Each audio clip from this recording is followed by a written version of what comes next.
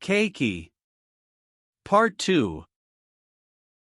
At dawn, the Garuda left Kakey to look for food in the jungle and used magic spell to fasten the palace's door.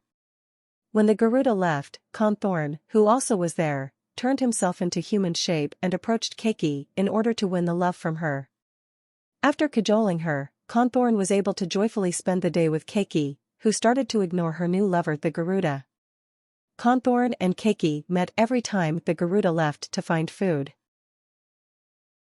7 days passed and Konthorn knew very well that the Garuda would go to play chess with the king, and he then made himself a small insect, which once again pierced onto one of the Garuda's furs and came back to the palace. Late in the afternoon, the Garuda left the king and went back to his kingdom.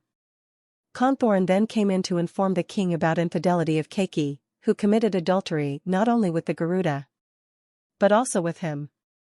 Realizing that this behavior was in violation of the past practice, where no wife of all the monarchs had ever dared to do likewise, the king and Konthorn started to map out plans to separate her from the Garuda.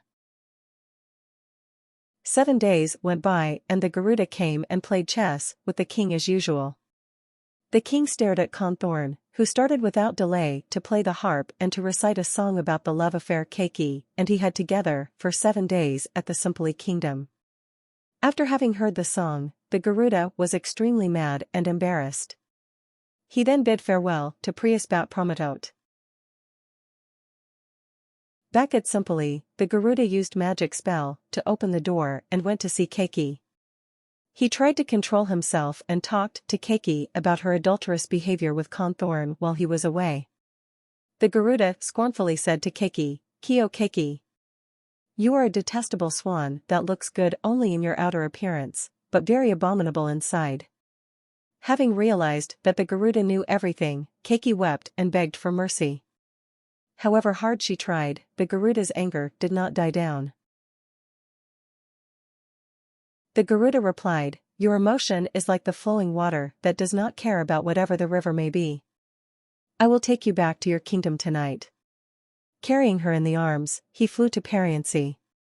Laying her on the royal court, he said, "While being with me, you felt that one male partner was not enough to appease your lust.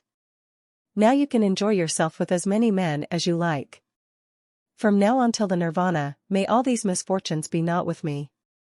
The Garuda then unemotionally flew off on the way back to Simply.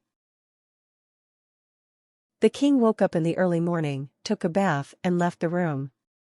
He saw Kakey be seated in the royal court and started to see red, but tried to calm himself down and teased Kakey, "My dear. You go and enjoy yourself in the paradise, while I am suffering, yearning for your return. I could not sleep day and night. Now you are in front of me and why you look so heartless. I used to love you, to promote you to be superior than the other concubines, and to have many maids around to attend to you. I cannot understand why you change your mind by giving your love to the Garuda, and secretly confining yourself in Simply Kingdom. After 7 days, you choose to love Konthorn. I cannot have you any more." After hearing this, Kakey knelt down to beg for pardon, weeping and trying to make up an excuse. "I do love your majesty. Nothing can change my mind. During the storm, the bloody Garuda carried me and flew off. Although I tried hard to call you, your majesty did not hear it and come to my help. At his kingdom, the Garuda was very powerful. He forces me to love him. I am a woman who could not protect myself. I always feel very sad because of missing you. I asked the Garuda to stop loving me. After 7 days, Konthorn arrived at Simply and told me that your majesty was very sad. It was so shocked that I fell unconscious. I cannot understand why Konthorn dared commit indecent act on me. I am destined to be in this unfortunate condition. I do not lie to your majesty, really." Priaspat Promotot was very angry after hearing what Kakey recounted. He said, "You coquette. I am a king, and still you dare to lie to me. Having you here is a real trial. When this news reaches other kingdoms, they will mock at me." The king then had his soldiers place Kakey on a raft and let it drift off the dock. After having carried out the order, the soldiers came back to report to the king, who then said, "It serves her right." Riding the raft, which was blown further into the deep sea, Kakey felt very lonely. She kept weeping unceasingly and felt nostalgia for the past, when she was the inferior, most noted concubine, and later was elevated to the rank of the king's superior wife, with no other concubines enjoyed the same privilege.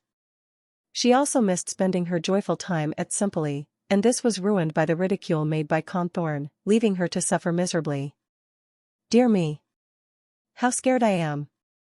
Here appear big fish, and there come the waves as high as mountains.